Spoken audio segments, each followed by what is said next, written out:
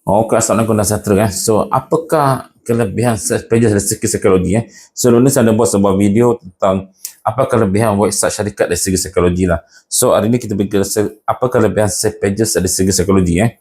Pages bukan sahaja sebagai kadar jualan lah, tetapi juga dari segi psikologi, ia dari khusus untuk mempengaruhi otak fikiran manusia untuk membuat keputusan.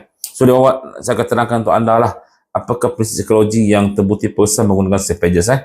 Yang pertama, dia mengawal fokus otak, attention control. Okay, di mana otak manusia terganggu lah. So, pages dia bina sebagai satu halaman panjang, satu hala untuk satu produk, satu mesej, satu tindakan atau satu CTA, dan ia akan mengurangkan decision fatigue lah, dan keputusan untuk beli adalah lebih meningkat. Dia kawal otak anda dengan sequence senang je.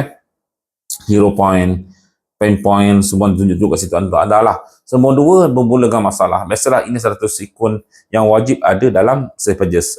So pages yang baik tak terjual, tapi ditunjukkan masalah apa masalah anda, dan gunakan ayat daripada mereka kenapa iklan ni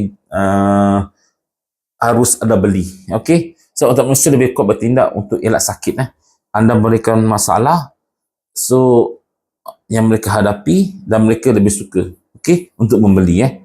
Dan kemudian tiga, menunjukkan rasa dia fahami lah, emosional, bermain dengan masalah emosional lah. So bila membeli, membaca masalah-masalah yang ditunjukkan dan apa yang anda boleh terangkan rasa kerja tersebut, so mereka akan kata, oh, anda akan katalah, oh, dia faham masalah aku. Itu tujuan kita buat kerja ni. Kita terangkan masalah, kita terangkan solution.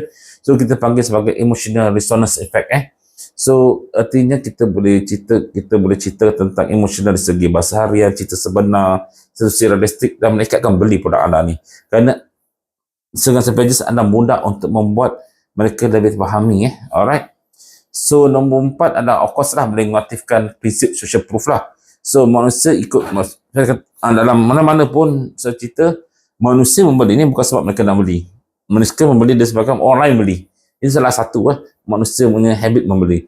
So jika ada tengok testimoni yang bagus di dalam pages, screenshot anda punya sales yang tinggi, jumlah pengguna before and after, jika tengok semua orang beli testimoni yang bagus dan orang berjaya, dia akan membelinya.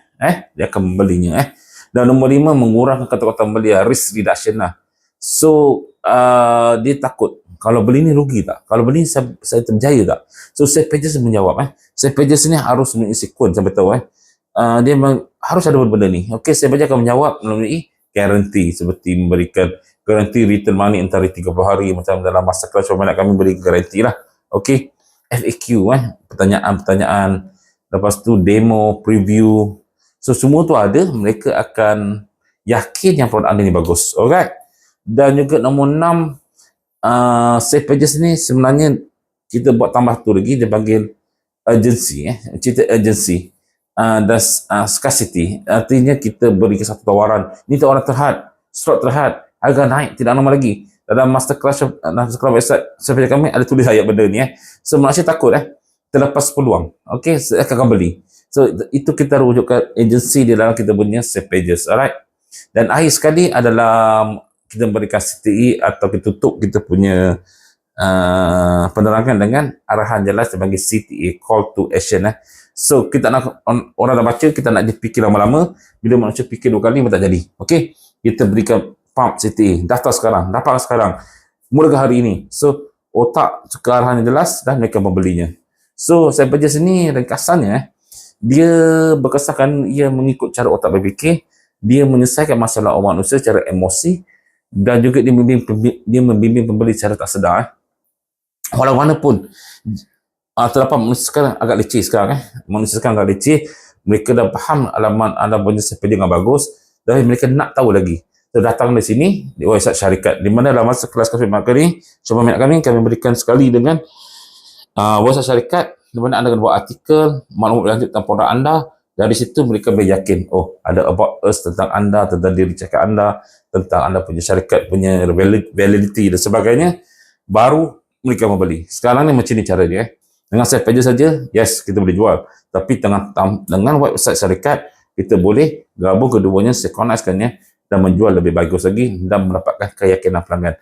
All about engagement dan trust dari pelanggan untuk beli produk anda. Itu saja sekarang. Sekarang ni masa. Okey, Assalamualaikum.